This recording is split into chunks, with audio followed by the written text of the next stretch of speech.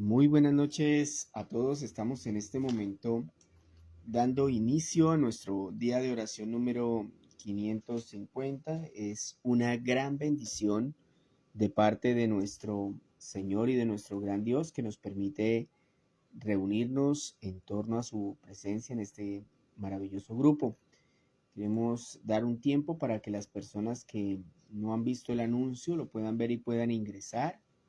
Recordamos que tenemos el propósito por medio de este grupo de conocer a Cristo a través de su palabra. Queremos de igual manera tener mayor comunión con Él a través de la oración. Y tenemos un propósito que para mí es primordial y es el de compartir este grupo con aquellas personas que no conocen a Cristo, con aquellas personas que se han alejado del Señor o con aquellas personas que tal vez han recibido un evangelio diferente, un evangelio dañado, adulterado. Este tipo de devocionales le va a ayudar a esa persona a encaminarse en la fe. A veces queremos hacerlo con nuestros consejos, pero no es posible. A una persona que se le sembró una doctrina durante años cerrada y que la tiene metida en su mente y en su corazón, solo podemos sanarla por medio de valga la redundancia, la sana doctrina. Entonces vamos a estar atentos al tema que vamos a trabajar el día de hoy. Es una gran bendición. Buenas noches, hermano Enrique, el Señor lo bendiga. El tema que vamos a trabajar hoy se llama el cuarto mandamiento. Imagino que viene a sus mentes automáticamente el honra a tu padre y a tu madre para que se prolonguen tus días sobre la tierra, ¿no? Es una promesa del Señor. Y vamos a verlo en el primer libro de Reyes, en el capítulo 1, de los versículos 1 en adelante, ¿no? Entonces, para que usted tenga su Biblia lista y la pueda trabajar. Buenas noches, también por ahí vi a la hermana Martina, el Señor me la bendiga. Vamos a dar un tiempito más para que los que no han ingresado lo puedan hacer. No dejemos de asistir al grupo, hermanos. A veces de pronto nos coge el cansancio, la Navidad. El 24 no lo vamos a hacer, el 25 tampoco, ni el 31 ni el primero. Entonces ahí vamos a tener un tiempo como de descanso, de receso. Pero sigamos asistiendo, ¿no? Como siempre les digo, a veces nosotros esperamos a que vengan las situaciones y ahí entonces queremos estar buscando al Señor y que Él nos atienda de primero en la fila, ¿no? Una fila de millones y millones que a diario lo buscan en medio de sus necesidades, de sus angustias. Y qué bonito que nosotros lo busquemos así también cuando estamos felices, ¿no? Cuando el día nos ha ido bien, entonces que nos acordemos que el Señor existe, que Él está ahí, que es más importante que todas las cosas de este mundo. Entonces, vamos a estar atentos, vamos a quitar nuestras cargas, pedirle al Señor que las tome Él. Si estamos cansados, si tenemos sueño, pidámosle eso al Señor en la oración corta que hacemos al principio para que Él nos ayude y nos dé entendimiento, nos dé atención, nos dé lo necesario. Bendito Señor, amado Salvador nuestro, agradecemos en esta bonita noche, Señor, donde nos permite reunirnos en este grupo de oración, Señor. Estamos alegres, Dios, porque a pesar de que podamos estar cansados, Señor, tal vez con sueño, te pedimos, Señor, que nos mantengas despiertos porque vamos a dirigirnos hacia ti, Señor. Vamos a hablar contigo a través de tu palabra y no queremos perdernos nada, Señor. Es el anhelo del día para nosotros venir delante de ti a escuchar tu palabra. Por favor, ayúdanos a entenderla a través de tu Espíritu Santo. Permite que nosotros la podamos llevar a la práctica, Señor, que no seamos solamente oidores de la palabra, sino que también seamos hacedores. Rompe los esquemas en nuestra mente, Señor. Doblega las rodillas, que podamos ver conversiones genuinas, Señor. Trae más personas que no te conozcan, Dios. Permite que este grupo llegue, Señor, a diferentes lugares y que quienes nos escuchen, Señor, puedan tomar esa decisión de abrazar la fe en Cristo, Señor. Obra en los corazones para que esas personas puedan creer en ti, Señor, a través de la predicación del Evangelio. Padre amado, esto te lo pedimos en el bendito y en el poderoso nombre de Jesús. Dice Primera de Reyes capítulo 2 de la siguiente manera. Perdón, yo había dicho capítulo 1 anteriormente, el 1 ya lo trabajamos, es Primera de Reyes capítulo 2. Dice así: David ya estaba próximo a morir, así que le dio estas instrucciones a su hijo Salomón. Escucha lo que dice, ¿no? David ya estaba próximo a morir, así que le dio estas instrucciones a su hijo Salomón. Según el destino que a todos nos espera, pronto partiré de este mundo. Cobra ánimo y pórtate como hombre. Cumple los mandatos del Señor tu Dios, sigue sus sendas y obedece sus decretos, mandamientos, leyes y preceptos, los cuales están escritos en la ley de Moisés. Así prosperarás en todo lo que hagas y por donde quiera que vayas. Y el Señor cumplirá esta promesa que me hizo. Si tus descendientes cuidan su conducta y me son fieles con toda la alma y con todo el corazón, nunca faltará un sucesor tuyo en el trono de Israel. Ahora bien, tú mismo sabes que Joá, hijo de Sarbia, derramó sangre en el tiempo de paz, como si estuviera en guerra, y mató a Afner, hijo de Ner, y a Amasá, hijo de Jeter, los dos comandantes de los ejércitos israelitas, manchándose así de sangre las manos. Por tanto, usa la cabeza y no lo dejes llegar a viejo y morir en paz. En cambio, sé bondadoso con los hijos de Barzilai, de Galaad, y permíteles comer en tu mesa, pues ellos me ampararon cuando huía de tu hermano Absalón. También encárgate de sí, mi hijo de Gera, ese benjaminita de Bahurín, que me lanzó terribles maldiciones cuando me dirigía a Mahanayín.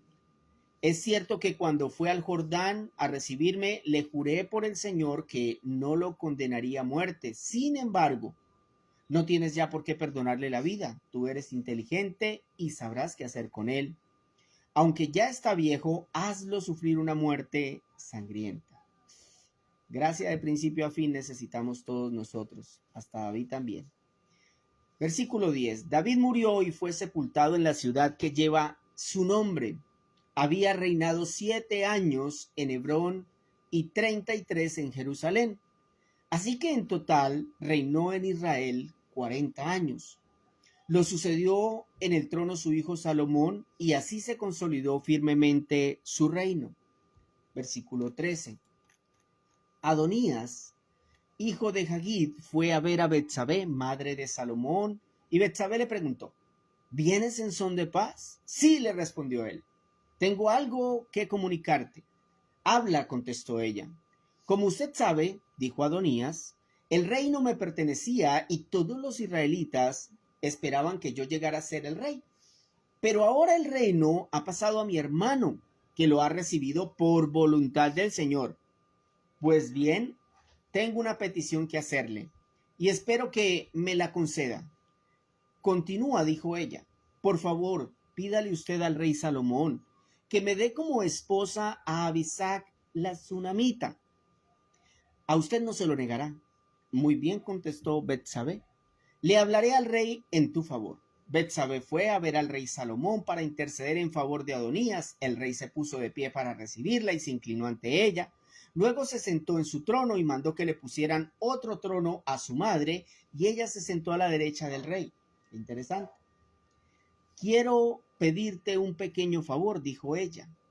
Te ruego que no me lo niegues. Dime de qué se trata, madre mía. A ti no puedo negarte nada. Ella continuó. Concédele a tu hermano Adonías casarse con Abisag la sunamita. Recordemos que esta mujer había sido la concubina del rey David, que habían contratado para que calentara al rey antes de morir, porque el rey ya su cuerpo parece ser se estaba enfriando hasta el punto de la muerte, y la idea que tuvieron fue llevarle esta muchacha. Sin embargo, el texto aclara que nunca tuvieron relaciones sexuales, y es esta mujer con la que Adonías se quiere casar. Ahora bien, versículo 22.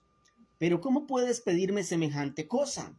Respondió el rey a su madre, Salomón. Es mi hermano mayor, y nunca con el apoyo y cuenta con el apoyo del sacerdote Abiatar y de Joab, hijo de Sarbia.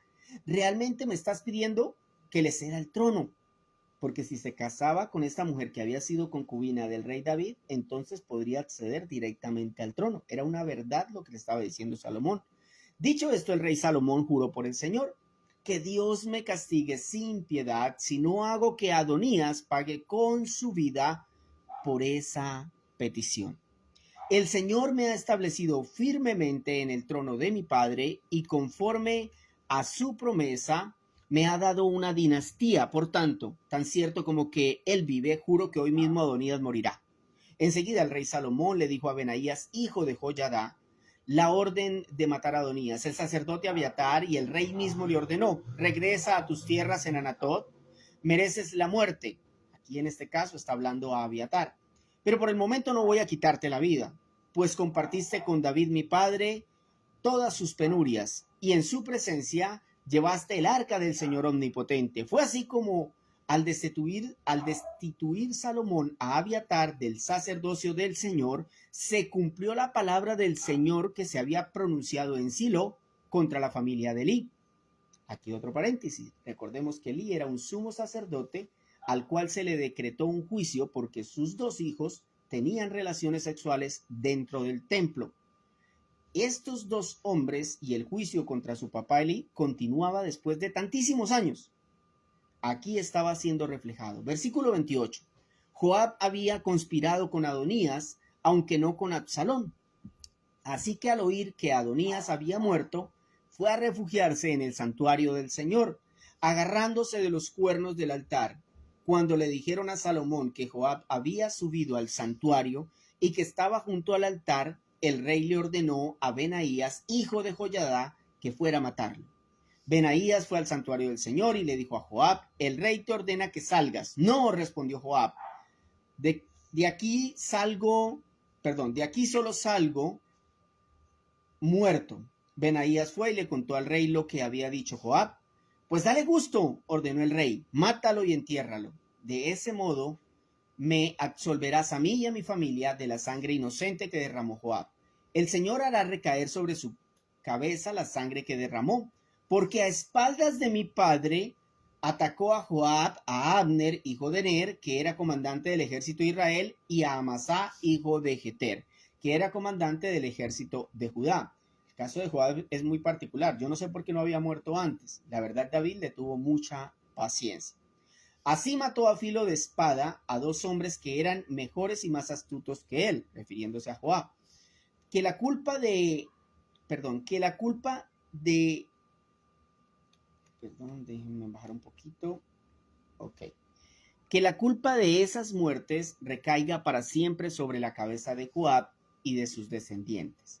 Pero que la paz del Señor permanezca para siempre con David y sus descendientes y con su linaje y su trono. Benaías, hijo de Joiada, fue y mató a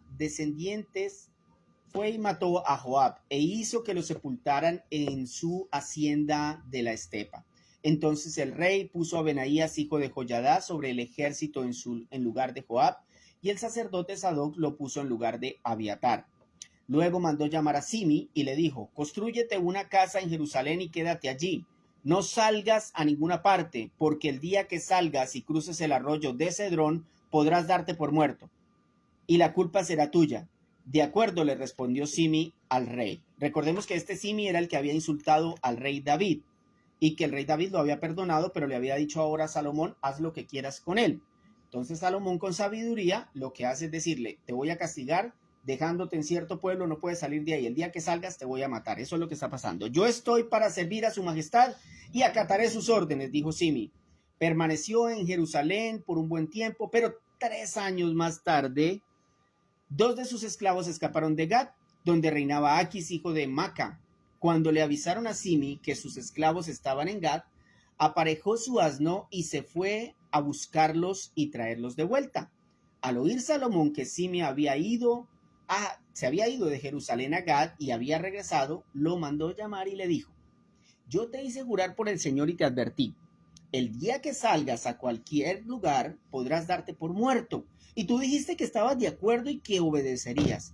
¿por qué pues no cumpliste con tu juramento al Señor, ni obedeciste la orden que te di? El rey también le dijo a Simi: tú bien sabes cuánto daño le hiciste a mi padre David. Ahora el Señor se vengará de ti por tu maldad. En cambio yo seré bendecido y el trono de David permanecerá firme para siempre en presencia del Señor. Acto seguido, el rey le dio la orden a Benaías, hijo de Joiada, y este fue y mató a Simi. Así se consolidó el reino en manos del rey Salomón. Muy bien, mis hermanos, hemos finalizado la lectura en este momento de este maravilloso texto, el capítulo número 2 del primer libro de Reyes.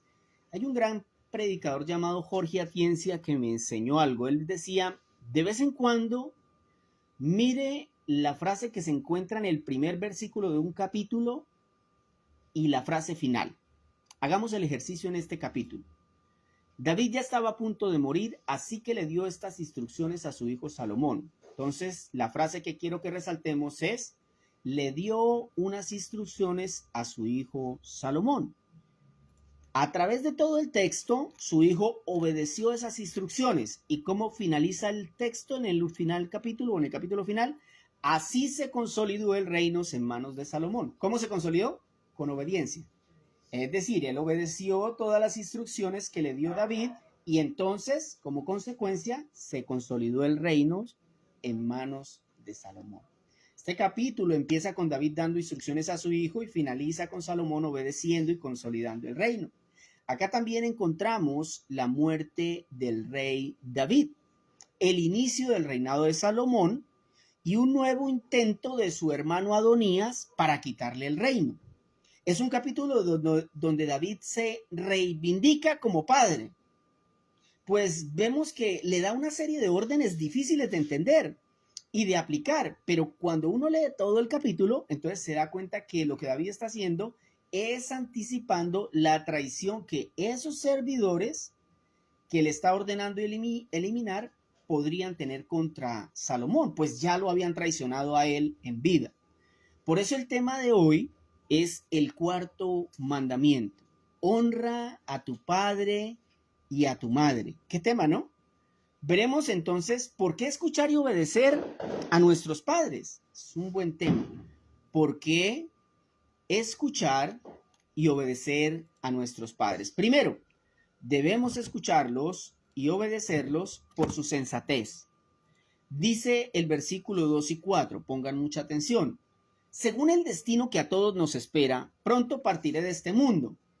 Oiga, qué bueno que nosotros como padres le digamos eso a nuestros hijos. Mañana yo me podría morir, pero yo no quiero que usted se quede por ahí en el mundo como cualquiera.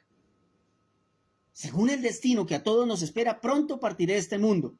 Cobra ánimo y pórtate como un hombre. No le dijo, quédese llorando el resto de su vida y amargado. No. Cobra ánimo y pórtate como un hombre. Cumple los mandatos del Señor tu Dios. Sigue sus sendas y obedece sus decretos, mandamientos, leyes y preceptos, los cuales están escritos en la ley de Moisés. Así prosperarás en todo lo que hagas y por donde quiera que vayas. Y el Señor cumplirá esta promesa que me hizo. Ojo, ¿cómo la cumplirá?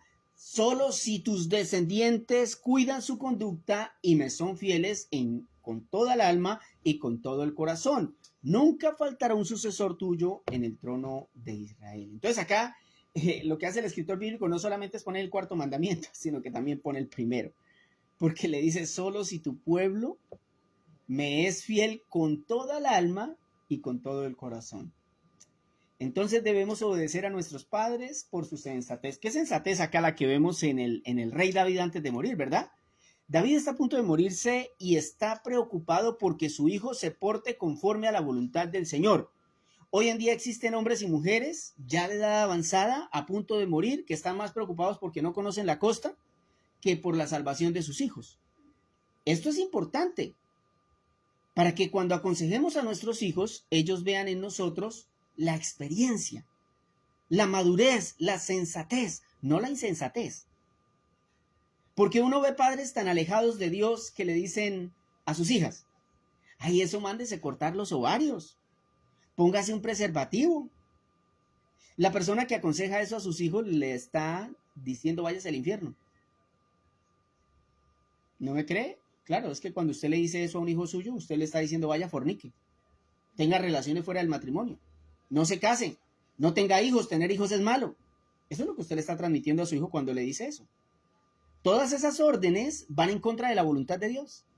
Ahora miren la diferencia con el consejo de David a su hijo. Cumple los mandatos del Señor tu Dios, sigue sus sendas y obedece sus decretos, mandamientos, leyes y preceptos, los cuales están escritos en la ley de Moisés. Entonces, mi hermano, sea un padre sensato. Lleve a sus hijos a los pies de Cristo a través de la predicación del Evangelio, la oración y el ejemplo. Si su hijo se humilla a Dios, lo demás vendrá por añadidura. Quiero repetirle ese pedacito. Sea un padre sensato. ¿Qué sería ser un padre sensato? Llevar a los hijos a los pies de Cristo. ¿Y cómo lo hago? A través de la predicación del Evangelio. Ay, es que no conozco el Evangelio. Pues entonces estúdielo y conózcalo para que se lo transmita a sus hijos. Es su responsabilidad. Pero no solo el Evangelio, tiene que orar por él, tiene que ser ejemplo para su hijo. Y si su hijo se humilla a Dios, lo demás vendrá por añadidura. Número 2. ¿Por qué más debemos honrar a nuestros padres, obedecerlos y escucharlos? Por su sabiduría. Por su sabiduría. Dicen los versículos 6 hasta el 10. Por tanto, usa la cabeza y no lo dejes llegar a viejo y morir en paz. En cambio, sé bondadoso con los hijos de Barzilai, de Galaad, y permíteles comer en tu mesa, pues ellos me ampararon cuando huía de tu hermano Absalón. También encárgate de Simi, hijo de Gera, ese benjaminita de Bahurín que me lanzó terribles maldiciones cuando me dirigía a Mahanayim. Es cierto que cuando fue al Jordán a recibirme le juré por el Señor que no lo condenaría a muerte. Sin embargo, no tienes ya por qué perdonarle la vida. Es como que David acá le está diciendo, eso lo hice yo, tú verás qué haces con él, ¿sí? Pero de todas maneras acá también debemos ser claros y decir que David era como nosotros. Necesitaba de la gracia de Dios hasta el último día de su vida, hasta el último minutico antes de morirse. Y en efecto, en ese capítulo se muere después de eso. Dice, tú eres inteligente y sabrás qué hacer con él. Aunque ya está viejo, hazlo sufrir una muerte sangrienta. Imagina el deseo de David antes de morir. Pero el versículo 10 dice, David murió y fue sepultado en la ciudad que lleva su nombre. Entonces, nosotros debemos escuchar a nuestros padres por su sabiduría. Es un texto que pareciera como chocante, ¿cierto? ¿Será que sí tiene sabiduría ahí David por lo que está diciendo? Póngame atención. Cuando uno lee los versículos sin comprensión puede llegar a conclusiones equivocadas acerca de David, pero si leemos despacio, si leemos completo, entonces entendemos que estas peticiones de David para su hijo tenía mucha sabiduría, porque él sabía que todos estos hombres lo habían traicionado a él, usted lee, y todos esos hombres lo habían traicionado a él, y no había razón para pensar que no iban a traicionar a Salomón. A veces nuestros padres nos aconsejarán cosas que no entendemos, pero por la sabiduría que ellos han adquirido a través del tiempo, debemos escucharlos y obedecerlos, como lo hizo Salomón. En la vida espiritual no es diferente. Dios el Padre es dueño de toda la sabiduría. Eso dice la Biblia. Sí, qué profunda la sabiduría del Señor. No, nadie puede entenderla ni contenerla. Y por eso debemos escucharlo y obedecerlo como Jesús. Por ejemplo, en Marcos capítulo 14, versículo 36 encontramos un versículo muy conocido, pero que a veces no se entiende muy bien. Marcos 14, 36 dice, Abba, Padre, clamó, todo es posible para ti. Está orando Jesús. Te pido que quites esta copa de sufrimiento de mí. Está hablando acerca de su muerte en la cruz. Sin embargo, quiero que se haga tu voluntad, no la mía. ¿Está orando a quién? Al Padre. Jesús obedeció al Padre, aun cuando hacerlo implicaba morir en una cruz, torturado, masacrado, calumniado y abandonado. O sea, Jesús sabía eso antes de que lo metieran en la cruz. Antes de que lo subieran, él sabía eso. Por eso es que en Getsemaní él lloraba y sudaba sangre. Mi hermano, es que el Padre lo iba a abandonar. Y sin embargo, en la sabiduría del Padre estaba que si su hijo obedecía, y pasaba por todo eso, el padre lo exaltaría. Y en efecto eso sucedió. Entonces hemos visto que debemos escuchar y obedecer a los padres por su sensatez, por su sabiduría, pero para no ser desequilibrados, también debemos cuidarnos de sus peticiones. Y este es el punto número 3. Debemos tener cuidado de las peticiones de nuestros padres de vez en cuando. Versículo 20 al 23. Quiero pedirte un pequeño favor, dijo ella. ¿Quién es ella? Betsabé, la mamá de Salomón. Quiero pedirte un pequeño favor, dijo ella. Te ruego que no me lo niegues. Dime de qué se trata, madre mía. A ti no puedo negarte nada. Ella continuó. Concédele a tu hermano Adonías casarse con Abisag, la sunamita. Pero, ¿cómo puedes pedirme semejante cosa? Respondió el rey a su madre. Es mi hermano mayor y cuenta con el apoyo del sacerdote Abiatar y Joab, hijo de Sarbia. ¿Realmente me estás pidiendo que le ceda el trono? Dicho esto, el rey Salomón juró por el Señor que Dios me castigue sin piedad si no hago que Adonías pague con su vida por esa petición. Es llamativo, ¿no? Porque el texto primero nos dice que debemos obedecer a los padres por su sensatez y su sabiduría. Y lo vemos clarito en el texto. Pero luego nos dice que debemos tener cuidado de sus consejos y de sus peticiones. Ahora, esto es algo real. ¿Saben por qué? Porque es que no nos podemos olvidar que nuestros papás también son pecadores y también se equivocan. Como le sucedió a Betsabé.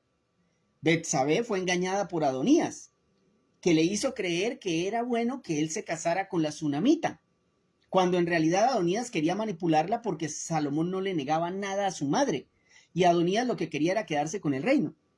Este punto nos enseña que aún los consejos o peticiones de nuestros padres deben ser filtrados por la palabra de Dios. Y cuando sus peticiones vayan en contra de la voluntad de Dios, debemos con respeto explicarles que no podemos obedecerles así como lo hizo Salomón. Entonces, si sus padres le dicen, por ejemplo, que es más importante trabajar, estudiar, y si queda tiempo, pues busque a Dios, sepa que usted debe obedecer a Dios antes que a los hombres. Y si la palabra de Dios es tan clara para decirnos que debemos primero buscarlo a Él con todas nuestras fuerzas, pues es algo que debemos llevar a cabo sin tener miedo aún en medio de una situación así. Vamos a orar a Dios dándole gracias por la palabra que nos permitió ver el día de hoy. Vea qué bonito, me gusta a mí, cuando pasamos de un texto que nos enseña algo a verlo en la práctica, ¿no? Que es algo que nos falta a nosotros. Les anticipo que ese es el tema que vamos a ver mañana, ¿no? Va a ser un tema muy bonito. Pero de verdad que acá vemos cómo no solamente era que el rey Salomón conocía el mandamiento, sino que lo aplicaba, lo vivía. Y eso es para mí fundamental en la vida cristiana. No solamente es sabernos versículos, no solamente es conocer la Biblia, es aplicarla, es vivirla. Eso es importante, es lo más importante. Vamos entonces a orar. Amado Señor y Salvador nuestro, te agradecemos, Señor. Casi ha pasado un año más de vida para nosotros, Señor. Estamos a un año menos o tal vez más cerca del cielo o del infierno, Señor. Para algunos, en unos años, Señor, estarán en el cielo y otros que se han negado, que han sido irresponsables, que te han rechazado, Señor, será el infierno, Padre. Vemos que David murió en este capítulo, Señor, y que tu gracia lo acompañó hasta el final, porque aún en su forma de aconsejar cometía errores, pero en definitiva, la mayoría de sus consejos iban enfocados a que Salomón buscara de ti, a que te respetara a ti, Señor. Ayúdanos para ser padres que educan a sus hijos en la fe, Señor. Ayúdanos para que nosotros podamos, los que tenemos padres vivos, honrarlos, bendecirlos, Señor, obedecerlos, Padre. Ayúdanos. A veces es difícil, Señor, pero ayúdanos a ser obedientes, Señor. Ayúdanos a ser obedientes al Padre eterno. Señor, has hecho una obra tan maravillosa, tu sabiduría es espléndida, Señor. No había otra manera de salvar a los hombres sino por medio de tu Hijo. Y en tu sabiduría designaste que Él viniera y tu Hijo vino obediente, aunque sabía lo que iba a vivir, Señor. Si como Padre nos diste semejante ejemplo y Jesús como Hijo nos dio semejante ejemplo, ¿cómo debemos comportarnos nosotros como padres o como hijos? No podemos hacer menos. Debemos ser obedientes, debemos ser sabios. Ayúdanos, Señor, para tener esa sabiduría, para decidir de manera correcta, Señor, en medio de las situaciones que se nos presentan a diario.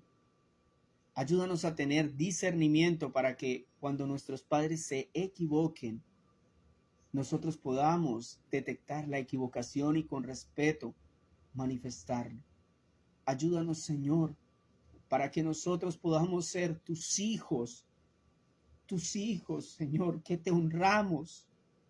Señor, si hoy vinieras a pedirnos cuentas, tal vez, Señor, quedaríamos avergonzados.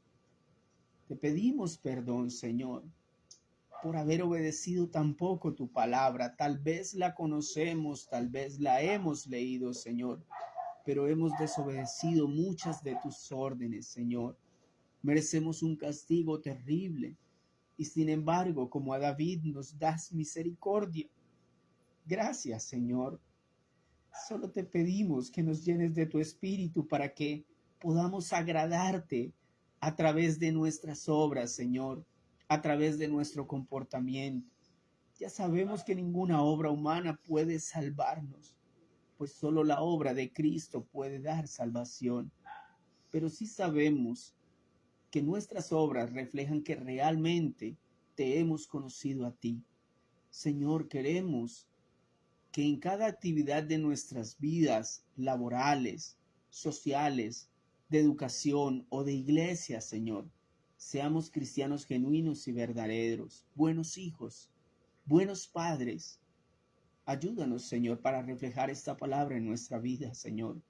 Ayúdanos, por favor, te lo rogamos, Señor, para que entendamos lo importante que es, porque tu palabra tiene promesa y bendición para quienes honran y obedecen a sus padres. Señor, en esta noche también te quiero clamar por aquellos que tal vez para esta fecha no tienen una Navidad tal vez muy bonita, Señor.